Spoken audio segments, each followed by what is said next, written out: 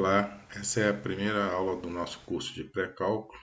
É uma aula introdutória e eu vou estar falando apenas de como a matemática tem que ser compreendida como uma linguagem. É claro que nós, humanos, usamos as nossas línguas para nos comunicarmos. Por exemplo, nós brasileiros usamos português, americanos do norte usam inglês, alemães usam alemão e tudo mais. Essas são as chamadas línguas naturais.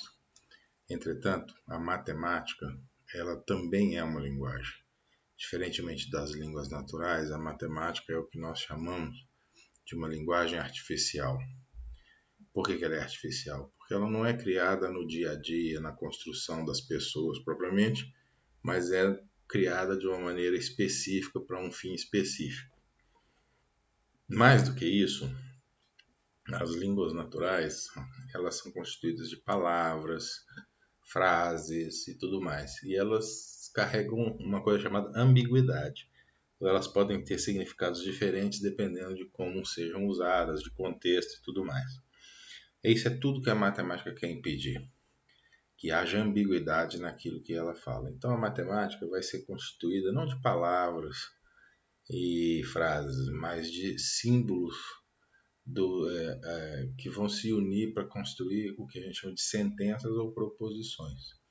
Então a matemática, na verdade, vai se constituir a partir desses símbolos e significa que a sua linguagem tem toda uma simbologia. Mais do que isso, a matemática também tem uma estrutura. Qualquer campo da matemática que vai ser estudado, como por exemplo os conjuntos, potenciação, geometria, qualquer um desses campos, vai começar definindo os objetos que pertencem a esse campo. No caso dos conjuntos, os próprios conjuntos e suas operações. No caso da geometria, as formas geométricas, como triângulos, círculos, etc. E a partir daí, tenta-se chegar àquilo que são as propriedades desses objetos. Então, esses objetos, por conta da maneira como foram definidos, eles vão ter certas propriedades. E a matemática quer falar exatamente sobre essas propriedades. O que significa dizer isso? Significa dizer que ler e escrever em matemática é absolutamente crucial. Se você sabe ler e você sabe escrever, isso é uma excelente forma de saber pensar em matemática. Saber pensar é uma coisa que é natural quando você sabe ler e você sabe escrever. Isso que nós vamos chamar aqui de matematiquez. Bom, vamos dar um exemplo que é para não ficar tão abstrato assim. Aqui nós temos dois conjuntos, nós temos o conjunto A e o conjunto B. É claro que o conjunto A está contido dentro do conjunto B, ele é, portanto, em matematiquez nosso, um subconjunto, e nós poderíamos expressar isso dizendo o seguinte, que qualquer elemento que esteja dentro do A vai necessariamente estar dentro do B também. Só que eu disse isso em linguagem natural. Eu gostaria de dizer isso numa linguagem agora que fosse bastante precisa, como é a linguagem matemática. Vamos ver como é que isso ficaria? Ficaria assim. A, conjunto A, é subconjunto ou está contido em B, C e somente C, para todo x, se x pertence a A, então x pertence a B. Vejam só, eu disse exatamente a mesma coisa. Que se A é um subconjunto de B, todo elemento de A será um elemento de B. Só que eu disse isso numa linguagem que é uma linguagem precisa da matemática. E esse é o ponto mais importante. Vamos ler de novo? Vejamos.